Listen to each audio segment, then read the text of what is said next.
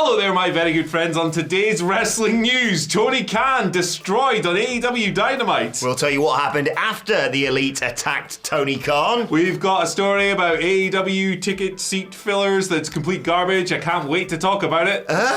And Janel Grant files a motion to strike Vince McMahon's preliminary statement. I'm Adam Wilborn. I'm Andy Murray.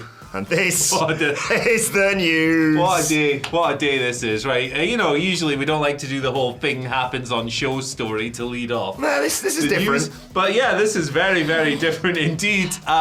You might have expected a lot of things from last night's episode of Dynamite, right? Maybe you would have expected a big coming out coronation for Swerve Strickland. Maybe you would have expected John Moxley versus Hobbs to be like a real hard-hitting banger or whatever. Developments for Will Ospreay after he won that awesome match with Danielson. Exactly. You might even expect the Elite to just be a little bit prickish in the wake of their triumphs at Dynasty.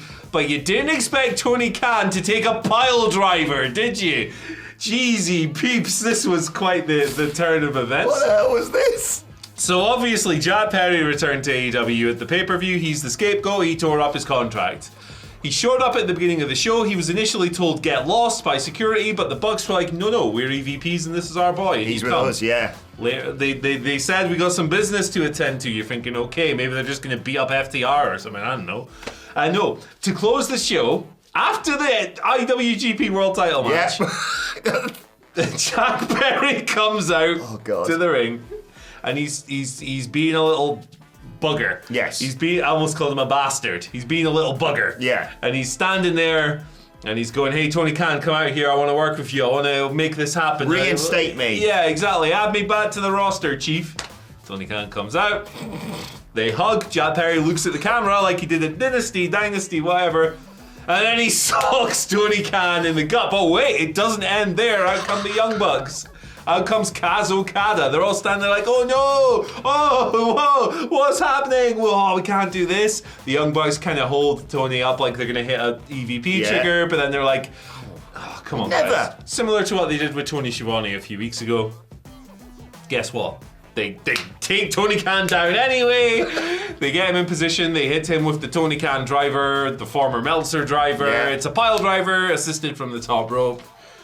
They bail. They take their photo. They bail. Every bugger in the universe comes out and goes, oh no, Tony Khan took a bump. And you mean everyone? Everyone. Shad Khan was there. On camera for the first time since Fight for the Fallen 2019. Jeez. When he came out with that big check, remember? Oh yeah! Has he got the All Elite graphic? Big Shad is All Elite. But yeah, that literal build. Probably the richest man to ever appear on a WWE show. Yeah. Yeah. On an AEW show. AEW, sorry. He's not in. It's wrong promotion. So yeah, this is a thing that happened. I tell you what we should do, right? Before we kind of analyze this, maybe we should go over this story. Oh, please, yes. And then we'll take it from there. Because I have to tell you what happened. So obviously, as Andy brilliantly recapped, he's attacked, he's beaten down, he's destroyed to close out Dynamite. Fightful Selector come through with a great report saying that he was selling the impact of this. Obviously, immediately afterwards, he's just laid out in the ring as the show goes off the air. But all through the night as well, that includes when they were shooting the parking lot brawl between Chuck Taylor and Trent Beretta. Oh yeah, spoilers for whose friend Chuck is on Dynamite. That's obviously going out on Rampage. The thing was filmed earlier on, and Khan was wearing a neck brace. And this is one of my favourite things I've ever read. Some people within AEW have wondered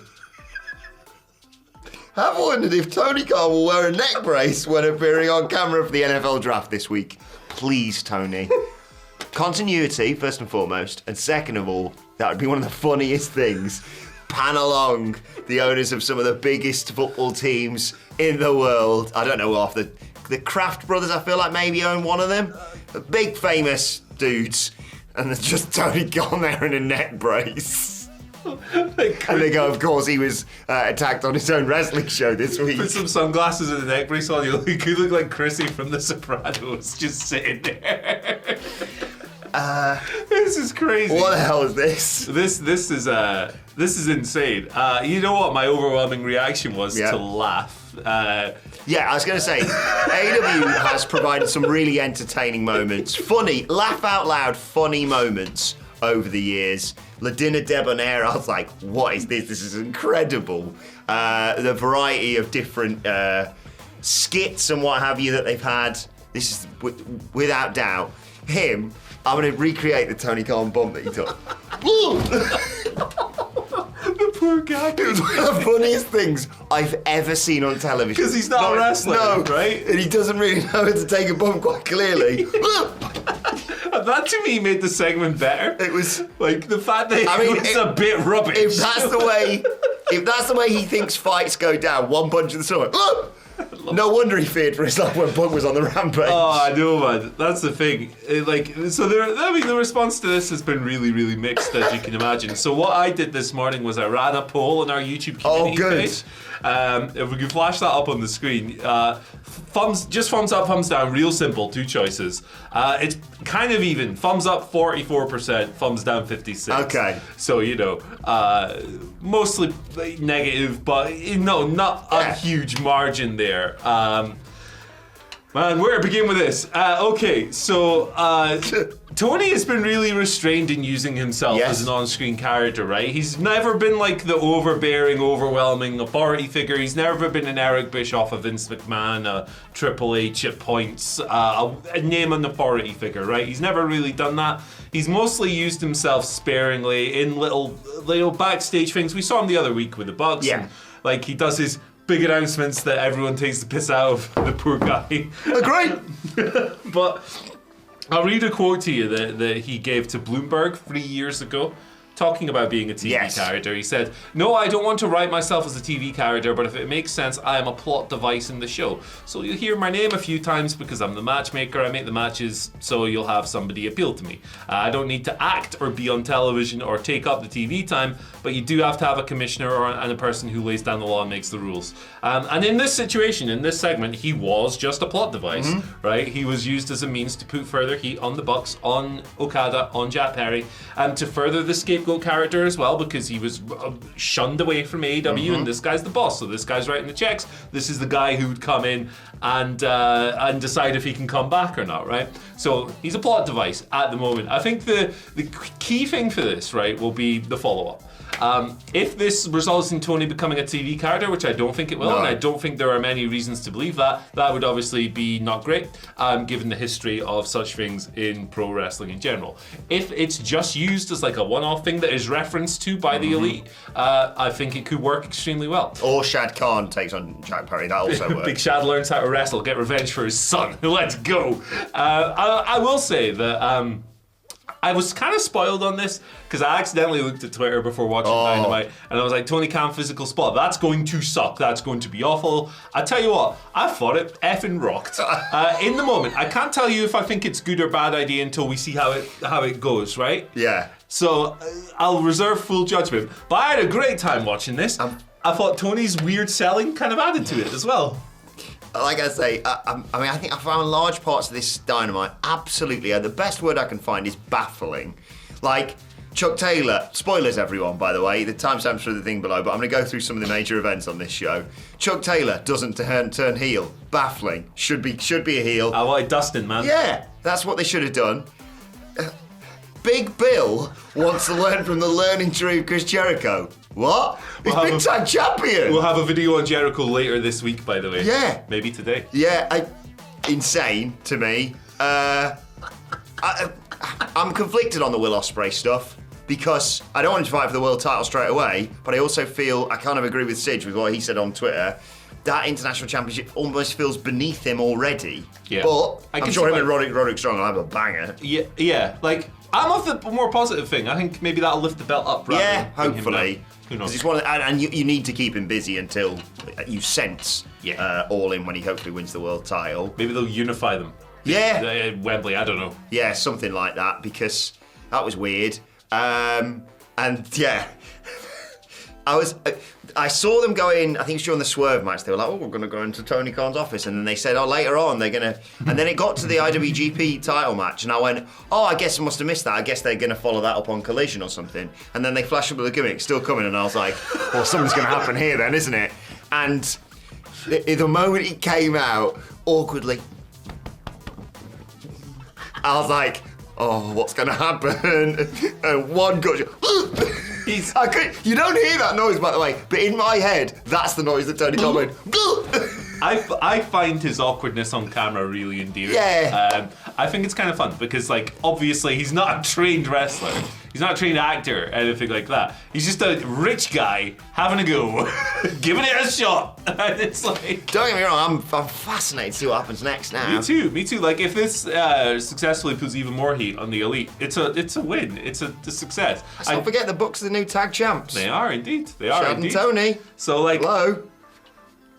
Big challenge. The new Can Outlaws? Yeah. It can't be Outlaws, it's their company. What am I talking about? They can't Generation Khan. Can Generation X. Yeah. There you go. I can't believe we're sitting here. Two Khan. There you go. Two Khan. Put the sunglasses on. Hey, if the Hang show's... on, where are they? And if they do a show in Dallas, it could be Toucan Tex. Hey! What a whole deal this is. I mean, as always, it's pro wrestling. The follow-up will be critical. I think my favourite Yeah, X is an absolute dumpster fire. Yeah, it really is. I'm actually going to reference X and someone I follow whose takes I really enjoy on pro wrestling. Great historical perspective. At PWO Loss, who runs wrestling playlists, which is like, if you're a history nerd like I am, fantastic, you should sign up. But he posted essentially like Memphis for years. They knew that if they used their beloved announcer Lance Russell and they had him and get his ass kicked, basically, it would sell out any building. It would be a huge critical success because he was so beloved and all of that stuff. But Jerry Jarrett ultimately chose not to do that because it might become a crutch. Yeah. Right? It might be, hey, we need a business boost, let's just beat up Lance Russell. And obviously, if you do these things over and over, again, they lose impact. So the great hope is that AEW, if this is really successful, they don't just go a year from now, beat up Tony again, it's fine. I mean, actually, no, do, because it's really funny. The Tony Khan makes a huge announcement, has lost all of its luster and certainly lost its drawing power in terms of the ratings. Tony Khan gets beaten up. Yeah. I'll be tuning in live. From huge announcements to huge ass beatings, the Tony Khan transformation. Hey, look, What is this story of yours? Oh, you want to talk about Oh, sorry, this? I thought that's what you were moving on to. Well, I was just going to wrap it up by saying I was thoroughly entertained. I had a great time, Yes. and that's the name of the game, right? I think we've covered every angle Yeah, here. exactly. Look, it's all subjective. People seem to forget that you can like things and other people can not like things, and that's fine because it's all subjective. Nevertheless, we'll get Simon Miller's take on it on Ups and Downs later on today. He's going to love it. Yeah, absolutely. And me and Sid will give our thoughts on the Dynamite review a little bit later on today on the podcast channel as well. Yeah, great time across the board. I tell you what, he has given his haters a lot of ammo with this. Eric Bischoff's going to have a great week, isn't he? Cheesy peeps. Why do we keep listening to guys who put majorly successful promotions out of business? I have no idea. You'll be surprised to find out that I saw on X that Bischoff, not a fan of the Ospreay Danielson match. Who'd have seen that one? Oh, wow, boom, who could have known? Right, let's talk, you know what, we're not covering this story earnestly because it's BS, right? But I think that when something like this comes out that's so transparently nonsensical, I do think that as people who have a platform, we should come out here and shoot these things down every now and then. Yeah, this isn't stand up for AEW. This is just, I don't think people, from what I've seen, if you're about to say what I think you're about to say, the people who are throwing mud at this, right, or using this to throw mud, as Sean Ross Sapp said, don't know what seat fillers are. Yeah, this is it, right? So this report has come out, and it came out on the day that AEW are holding this event in Daly's Place, right? It's from Action News Jax, which is a Jacksonville news outlet, a gentleman by the name of Ben Becker, dropping this story. Boris's brother, of course. Oh, That's an ace story, Ben.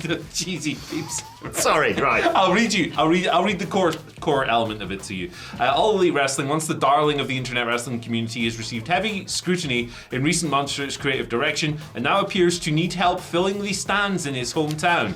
Action News Jax obtained an internal City of Jacksonville email from the Military Affairs and Veterans Department, which says they are looking for 50 people per night to attend as fillers. So, what do those two paragraphs suggest to you?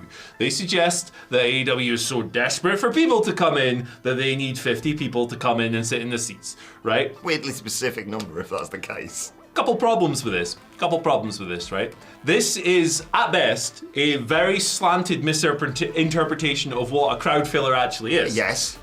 A crowd filler is a person who, when a seat on a hard cam becomes unoccupied because the person who was in it goes up to get some snacks, maybe go to the toilet, maybe just, I don't know, go for a cigarette, whatever the heck you do when you're out your chair, get a hot dog. They come in, they sit in the seat, and when the person comes back, they bugger off, yes. Right? Everybody uses them. The Oscars. The bloody Oscars use them. AEW uses them all the time. Guess who else uses them all the time? WE. Yes. Everyone. So they're totally normal. It's not this out of the ordinary thing. AEW, these losers. Everybody, the Oscars, for goodness sake. I'll tell a story about the Brit Awards in a second, right? The Brit Awards, which is a big music awards ceremony in the UK, if you're not aware, uses them. But especially this makes sense with this week's Dynamite in Daly's place, because they have that. It's not just like the usual big sea of people. There is, what would you say, Andy? 150 people? Something like that, yeah. Like a line of, say, maybe 3 or 4 rows of chairs, which you saw specifically, like, the perfect example, and the clip that I've seen people using is like, aha, seat fillers, is when Jericho's cutting that promo, right? Fair play, to be honest. Right. Surprised it wasn't just the sea of, oh, Jericho's there, oh my God. This is the time to get a hot dog. Don't have enough seat fillers. I want to have a drink in my hair when I see Tony Khan get his ass handed to him. Anyway, but... yeah, they're there. It's such a, like, understandable. Whatever company you run, you don't want people going, why are there like 20 spare seats behind him? It's obviously because it's midway through the show and people, you don't just want to sit there for 2 hours without going for a piss or a hot dog or whatever, right? Lewis Capaldi, a very famous British musician here, once tried to get moved on from his seat because they thought he was a seat filler at the Brit Awards. They went, I'll take it for a minute, buddy.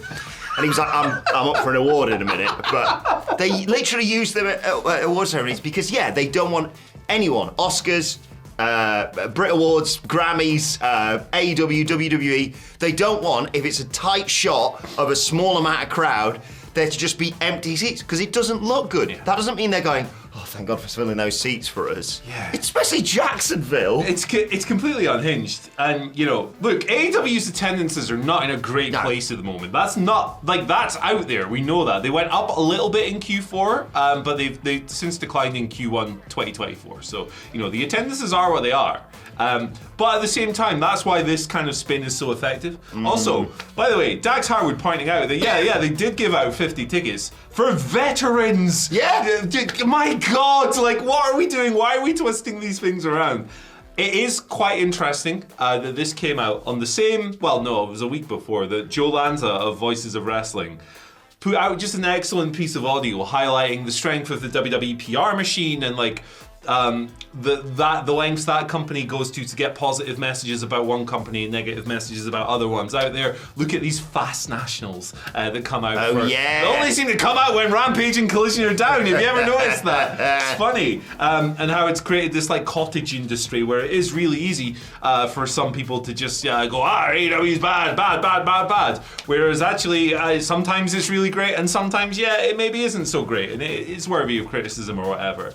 And the role of Chris Gentle, the WWE PR guy, he's Nick Khan's right-hand man and all of that stuff. It's a really good piece of work. I'd encourage you to check it out. It's linked in our news article on this story. But the core tenet of PR, a lot of the times, is to distract people from bad stuff. Here you go, more developments. More developments with the Janel Grant, Vince McMahon story. We did a lot on this yesterday, myself and Hamflett, if you want to go and check that out. But on Wednesday, Grant's attorneys filed a motion to strike against what they call inflammatory lies made in McMahon's memorandum. We talked a lot about that yesterday.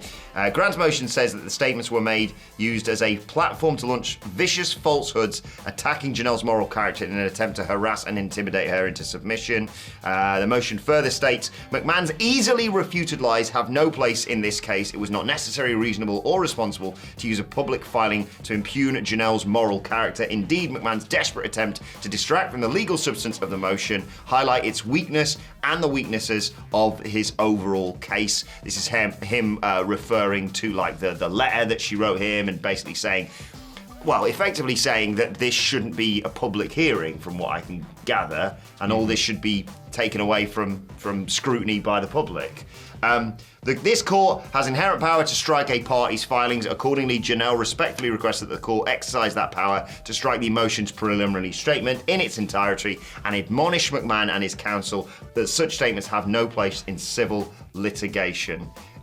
In a statement released to Post Wrestling, McMahon's lawyer, Jessica T. Rosenberg, issued a response to Grant's motion to strike, saying, plaintiff had no right to bring this case in a public court, but she did so anyway. Now that she chose this public forum to falsely accuse Mr. McMahon, she wants to silence his ability to respond. She can't have it both ways. Yeah, there we go. Obviously, we don't sit here and editorialize these things, but this story is going to continue to develop. It's something that isn't going away, obviously, and we will continue to report it as these things transpire, because it's our duty to do so. Indeed. So, there we go. As we always say, belief survivors. Right, let's move on to your Twitter questions at What Culture WWE on X. Of course, you want to get in touch with us. First question today comes from Eddie Zamhari. Only one place to start, Andy. Hey guys, let's have some fun with the wild ending of AEW Dynamite. Already have. What is Tony Khan's signature and finisher moves if he makes a one-off in-ring debut match? Shouldn't be one-off, should be world champion by this time next year. His signature move is a space-flying tiger drop.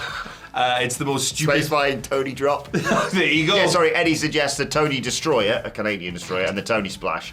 Canadian Destroyer. You can't escape. You can't see me. Can handle slam. There you go. Very good. There's another one.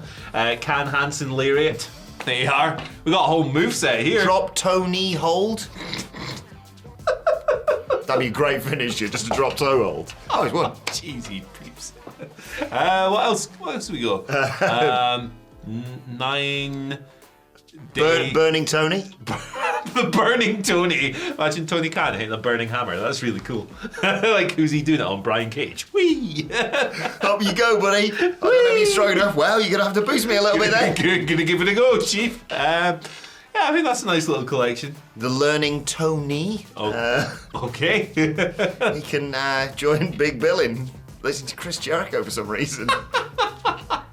Jesus. I mean, if he isn't a character on Fight Forever, come on, guys, get on it. Yeah, come on. Like, what? Oh, gee whiz. His finishers should just be jabbing the stomach. Like he's learned from what he's absorbed. He's like Mega Man. He's absorbed his opponent's moves.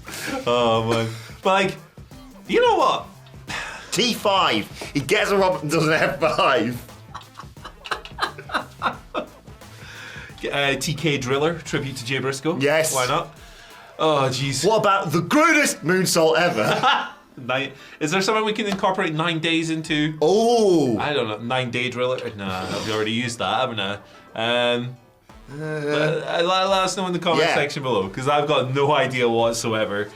Drill Claw, Brian Cage's move, could be the White Claw, because he loves his White Claws, doesn't he? What about he does the 10 beats the bodrum, but he just calls it 9 days, and you count up with him. 1, 2, 3, 9. And then he flips everyone off, because he's a bad mother effer. I love it. You know what, folks? Like, all seriousness. If Tony Khan does one silly move in all of this, I would pop huge for that. If you could show him how to do like a flip dive. I was about to say, I want him to do a jump from the top turnbuckle to the outside onto a pile of bodies. Yeah. It's relatively safe, that, but him going through the air would be... It would be fun. Like Rick Knox did that stuff in PWG. Yeah. Like, eventually he'd just get tired of the Young Bucks giving him and he would go, screw you guys, I'm going to do a Canadian Destroyer. And it was really funny. And I know some people Bad Bunny did a Canadian Destroyer, didn't he? I still remember who did it. Yeah. Some people are going to be like, no, you got to respect the business, but I just want to have fun, man. Yeah. I just want to have fun. James Duffin gives us it was more of a statement than a question, but I want to use it as a jumping off point. He says, AEW's women's division is fire right now. So many stories and threads. Mariah May's love triangle, Anna Jay's a sore loser, Deeb Storm, Thunder Diana, the most overrated / overhyped signing ever, burying the TBS division. So much is going on. Yeah, I do want to, actually use this space. It's really oscillating news today, burying whatever's going on AEW, but also praising at the same time. But we're getting 2 Rolexes, one from AEW and one from WWE every single day, so that's Every good. single day. But I will say they are doing some great work in that women's division, because it used to be, it's still only one women's match on the card for the time being on Dynamite, but they are giving plenty more time to a variety of different storylines, and all storylines don't just rotate around a title, thankfully. Yeah, it's good. It is good. Like, I agree. Like, I would like to see more substantial matches involving the best wrestlers in the division. I would like to see Serena Deeb going 10, 15 minutes, on the show, and then Shida doing the same. And then, hey, maybe Athena could show up and like, 500 days she passed as ROH champion. She did, yeah. Good for her. She did. I'd like to see more from the in-ring. Obviously, more than one match would be nice. I think we will get. I hope we will get more of that when Monet's cleared and wrestling regularly. I hope so. But yeah, you're dead right in the number of storylines going on at once. It's genuinely good stuff. It's good progress. They're featuring some really good people as well. Mm-hmm. Like, I really enjoy the Willow and Chris Statlander kind of friendship / gonna be tension at some point. Inevitable betrayal. I think that the Mercedes stuff so far has been really weak. The debut was good, but the promos do come off very, very WWE scripted. I think she probably needs to pivot into something else, but I am reserving full judgment until she wrestles, because she's one of my favorite wrestlers. That's her strong point, isn't it? Yeah. Let's be honest here. But yeah, it is funny how it's like one of the most, like, she came in, obviously huge popular reaction from Mercedes Moné, and that's like, let's have a feud initially with one of the most perfect baby faces in all of wrestling. Yeah. And it's just like the promos, they're just like catchphrase. It's like a sequence of pre-prepared statements, and it doesn't come across organic. So look, I am a huge fan of Mercedes. I loved Sasha Banks. I really enjoyed her post-WWE run. I want her to do incredible things, because she's legitimately one of my favorite wrestlers, but this run hasn't been great so far. Reserving judgment till we see the match. Yeah, wait till after Double or Nothing. Division in general, pretty good place right now. Jamie Hayter, hope you're well. Come back soon. And a belated happy birthday for the other day. I saw that on X. Final question today comes from Daniel Bishop, who says, with the world title seemingly wrapped up, this is in WWE, with the world title seemingly wrapped up for months to maybe a year's worth of challenges, what would you guys think of Gunther somehow making his way to becoming the longest running US champion of all time? I think him versus Logan Paul would actually be really good. Imagine him just chopping the crap. Like, imagine him no-selling a Prime Bottles interference. It'd be so good. Just chop his head off. Just get out of here, you idiot.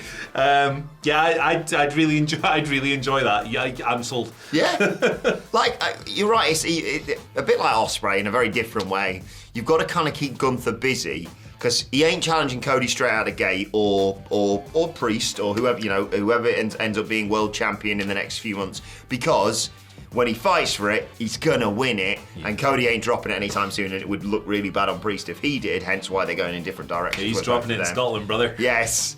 But, and also you've got Drew's got to win a world title, and you want Cody to hold that for a while, and what's going on with The Rock and Roman.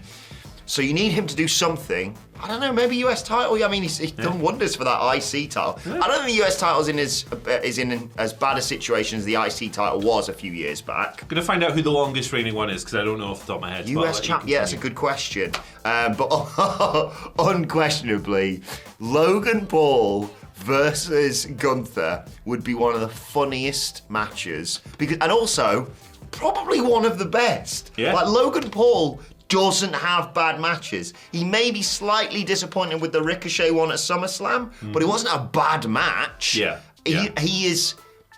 He's perfect for this, and arguably, if Gunther went straight after him right now, that frees Logan Paul up to win the thing I really want him to win, not the world title, the Money in the Bank briefcase, because that would terrify everyone. You thought it was bad when we were going into WrestleMania where Cody was going to win the world title with Damian Priest with the briefcase. Imagine Logan Paul ending Cody's story. Mwah. So we got 2 records, really. I guess you can pick and choose whichever one you want to use, right? Dean Ambrose is the longest in WWE, Right. 351 days. They're going to want to get rid of that one. They are. But the top one from WCW / the NWA, whatever, is Lex Luger. Ooh. 523 days. Which one would you go for? I mean, the Ambrose one's easier, and you're WWE. You can be selective with your history. You do that all the time when it comes to Roman records. was going to beat Hogan's record, which wasn't a record. So Yeah, third place. Good job, buddy. Nice record you got there. But look, this was a completely insane video. yes. And guess what? We got another one coming your way later on today. Yeah, we'll maybe keep that one a bit more serious. I don't know. But hey, you can check this video out right here. It's going to be whatever the algorithm decides is best for you. Ooh, it's a mystery. If it's not best for you, phone up YouTube and go, listen, punk. Sort it out. But yeah, check this out. You're going to love it. We love you. Bye. Mwah.